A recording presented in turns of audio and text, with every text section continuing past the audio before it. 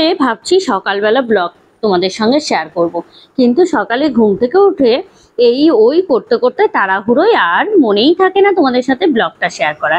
তাই চলো দুপুরবেলা থেকে ব্লগটা শুরু করা যাক। লাঞ্চে কি কি আছে সেটা তোমাদের দেখাই। দুপুরের লাঞ্চে আছে ভাত, সাদা ভাত আছে, এদিকে ডাল উচ্ছে দিয়ে, এদিকে একটা পুঁই শাক দিয়ে 12 মিশালি ঘন্ট করেছি, সব কিছু দিয়েছিলাম, মিষ্টি কুমড়ো টুমড়ো সব।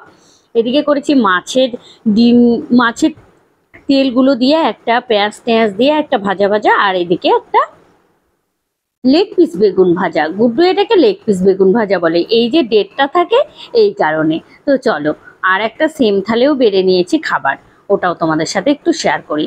এটা আমার ভাত। এখন বাজে প্রায় ওই 11:30।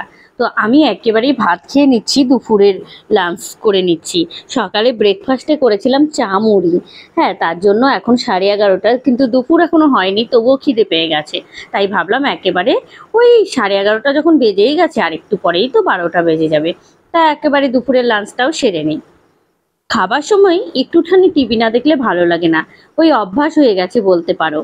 তো তাই কারণে টিভি দিচ্ছি। তোমাদের দাদাভাই থাকলে খাবার সময় আমি, গুড্ডু, তোমাদের দাদাভাই 3জন মিলে গোপাল ভাত দেখি আর রোজ খাওয়া দাওয়া করি।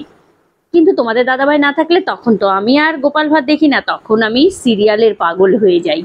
তখন আমার সিরিয়াল না দেখলে ভালোই লাগে না। আর আমার সাথে সাথে গুড্ডুরও ভীষণ নেশা হয়েছে সিরিয়াল দেখার। আমি এই যে জি বাংলায় এখন দেখবো নিমফুলের মধু। তো দেখো না, নিমফুলের মধুটা এখন দারুণ হচ্ছে। তোমরা কারা কারা দেখো আমাকে প্লিজ কমেন্টে জানাবে, ঠিক আছে? সেদিন ফোন ঘাঁটতে ঘাঁটতে হঠাৎ তেল পিঠের রেসিপি সামনে চলে এসছে, একটা ভিডিও বলতে পারো। তখন গুড্ডু ভিডিওটা দেখে বলছে, মা অনেক দিন হলো তেল পিঠে খাওয়া হয়নি, একটু তেল পিঠে খাওয়াবে?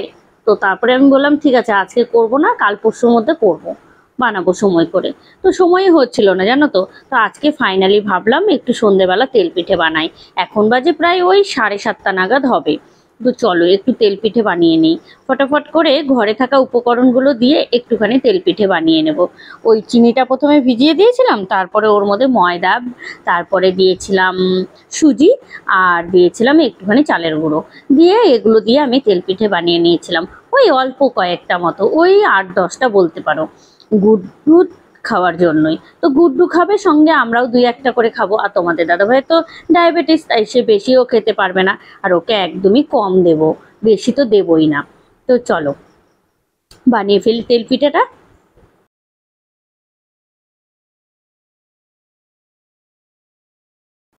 প্রথমের দিকে তেল পিঠেগুলো লেগে লেগে যাচ্ছিল, একদমই ভালো হচ্ছিল না।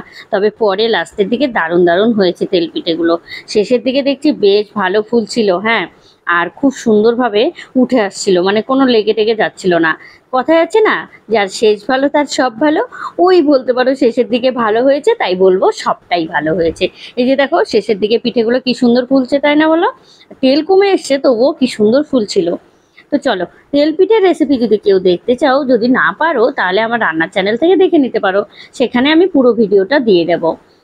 একেবারে শেষ পিঠেটা তুলে নেই, চলো এবারে শেষ পিঠে তুলে নিয়ে চলো একটু পিঠে খেয়েও আসি।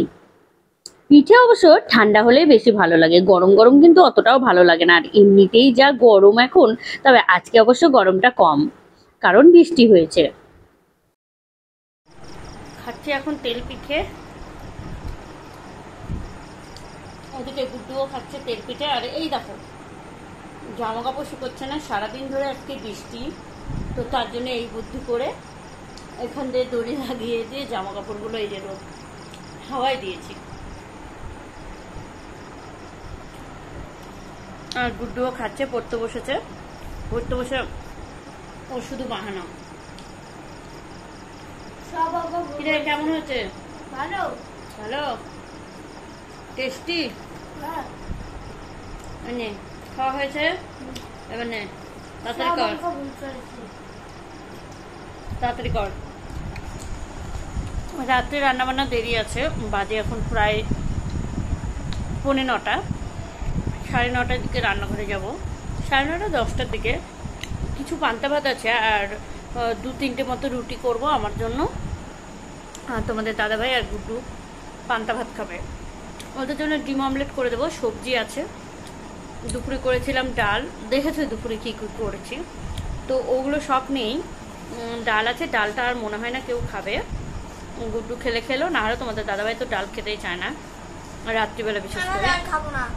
আচ্ছা খেও না। আর ইয়ে আছে, পুঁই শাকের সবজি আছে, পুঁই শাকের সবজিটা আজকে খুব টেস্টি হয়েছে, তবে একটু হালকা ঝাল ঝাল হয়েছে। তো ওই সবজিটা দিয়ে আর ডিম অমলেট করে দেবো, ডিম অমলেট দিয়ে আলু সেদ্ধ দেবো।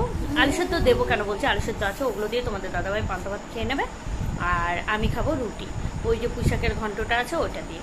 তো এই যে পিঠেগুলো এখানে ঢাকিয়ে রেখে দিয়েছে, এখানে সব পিঠেগুলো, এই যে দেখো পিঠেগুলো ফুলেছিল, বাস এখন একটু চ্যাপটা চ্যাপটা হয়ে গেছে। আর এইদিকে দেখো ফ্রিজে আছে সবজিটা, ওটা সকালবেলা রান্না করেছি তো তাই ঢুকিয়ে রেখে দিয়েছিলাম, কারণ এখন সবজি বাইরে রাখলেই একদম টক হয়ে যাচ্ছে, সেই জন্য। আর ওই ঘরে ভাত জল দেওয়া আছে রান্নাঘরে।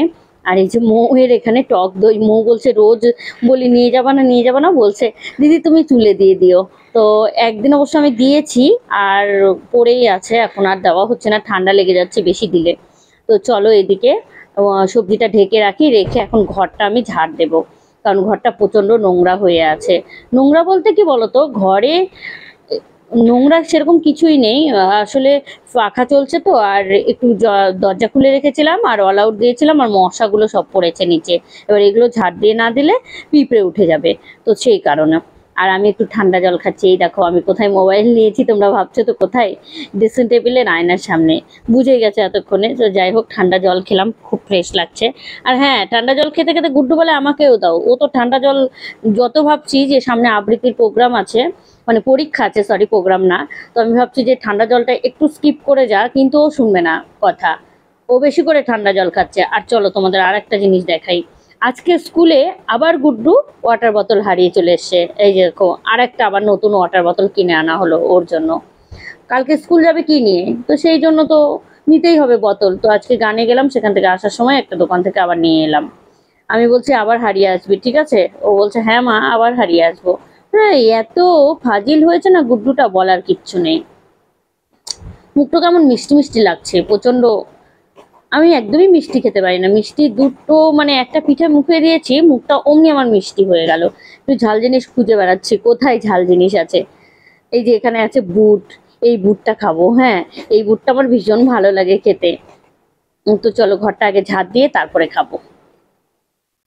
এখানে কয়েকটা জাম আছে, গুড্ডুকে খেতে দিয়েছিল পাশের ঘরের একটা কাকু, তবে খাইনি জানো তো, দুটো মতো মনে হয় খেয়েছে ও, আর আমি আর মৌ খেয়েছি 2-3টে, আর বাকিগুলো পড়েই আছে।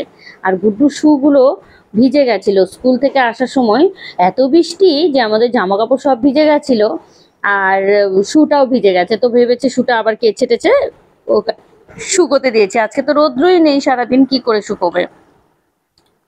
চলো ঘরটা ঝাড় দিয়ে দিই, ঘরে সেরকম কিন্তু নোংরা নেই, আর এখন তো রাত্রিবেলা, তাই ঘরের নোংরা বাইরে তো বের করাও যাবে না, তো এই পাশটাতে একটু জমা করে রেখে দেবো, কালকে সকালে আবার বাইরে বের করে ফেলবো। তো চলো আজকের ভিডিওটা এ পর্যন্তই, দেখা হবে কালকে একটা বড় ভিডিও নিয়ে তোমাদের সাথে। সবাই সুস্থ থেকো, ভালো থেকো, আর প্লিজ ভিডিওগুলোতে কমেন্ট করো, আমি সবার কমেন্টের উত্তর দেওয়ার চেষ্টা করব। চলো তাহলে আজকের মতো টাটা, দেখা হচ্ছে আবার কালকে, আর সবাইকে গুড নাইট।